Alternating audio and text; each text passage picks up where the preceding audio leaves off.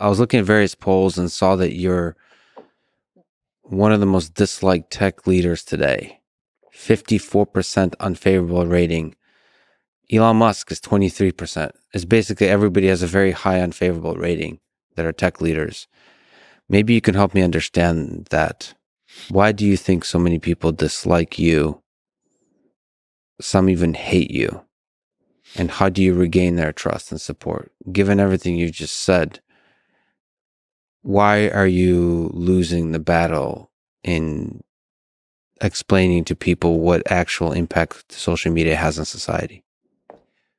Well, I'm curious if that's a US survey or world. It is US, yeah. So I think that there's a few dynamics. One is that our brand has been somewhat uniquely challenged in the US compared to other places. It's not that there are, other countries we have issues too, but I think in the US there was this dynamic where if you look at like the net sentiment of kind of coverage or attitude towards us, before 2016, I think that there were probably very few months, if any, where it was negative.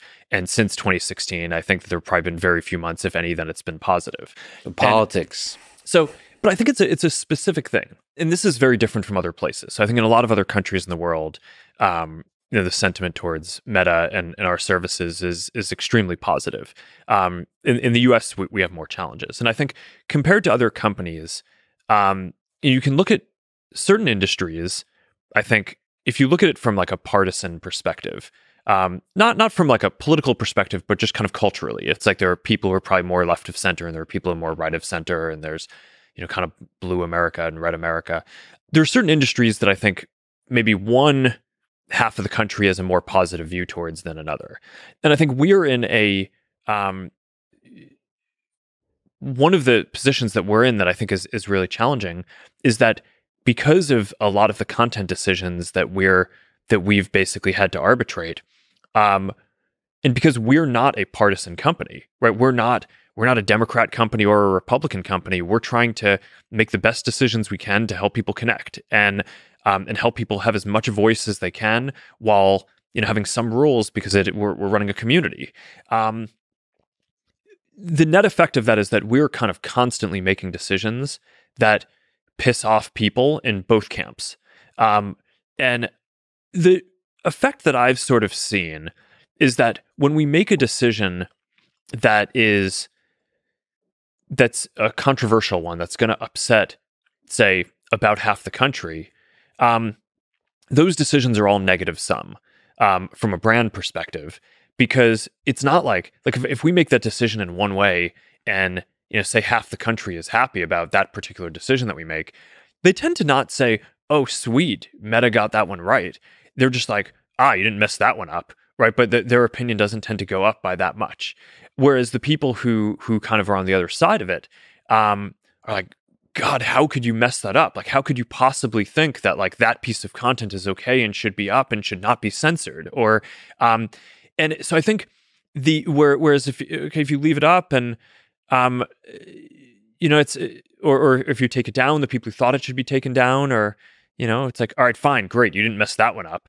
Yeah. So our internal assessment of and kind of analytics on our brand are basically any time one of these big controversial things comes up in society, our brand goes down with half of the country. And then if you just kind of extrapolate that out, it's just been very challenging for us to try to navigate what is a polarizing country in a principled way, where we're not trying to kind of hew to one side or the other. We're trying to do what we think is the right thing. But that's what I think is the right thing for us to do, though. So, that's what we'll try to keep doing. Just as a human being, how does it feel, though, when you're giving so much of your day-to-day life to try to heal division, to try to do good in the world, as we've talked about, that so many people in the U.S., the place you call home, have a negative view of you as a leader, as a human being, and the company you love? Well, it's not great, but look, if I wanted people to think positively about me as a person, I I don't know. I'm not sure if you go build a company. I mean, it's like or a social media company. it's, it seems I just think, exceptionally difficult to do with a social media yeah. company. So, I mean, I don't know. There is a dynamic where a lot of the other people running these companies, internet companies, have sort of stepped back and they just do things that are sort of, I don't know, less controversial. And some of it may be that they just get tired over time. But it's so I don't know. I think that running a company is hard. Building something at scale is hard. You only really do it for a long period of time if you really care about what you're doing. And yeah, so I mean, it's not great, but look, I think that at some level, whether 25% of people dislike you or 75% of people dislike you, your experience as a public figure is going to be that there's a lot of people who dislike you, right? So, Yeah. So I actually am not sure how different it is. Certainly, we've the country's gotten more polarized, and we in particular have gotten more controversial over the last 5 years or so. But I don't know. I kind of think like as a public figure and leader of one of these enterprises, comes with the job. Part of what you do is like, and look, you can't just, the answer can't just be ignore it, right? Because like a huge part of the job is like you need to be getting feedback and internalizing feedback on how you can do better. But I think increasingly what you need to do is be able to figure out, who are the kind of good faith critics who are criticizing you because they're trying to help you do a better job rather than tear you down.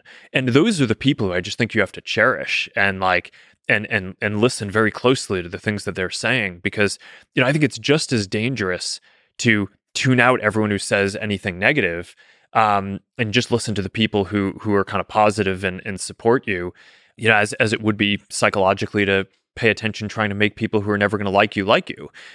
So I think that's just kind of a dance that people have to do. But I mean, so you kind of develop more of a feel for like who actually is trying to accomplish the same types of things in the world, and who has different ideas about how to do that, and how can I learn from those people? And like, yeah, we get stuff wrong. And when the people whose opinions I respect call me out on getting stuff wrong, that hurts and makes me want to do better. But I think at this point, I'm pretty tuned to just, all right, if I know they're kind of like operating in bad faith and they're not really trying to help, then, I don't know. It doesn't, I think over time, it just doesn't bother you that much.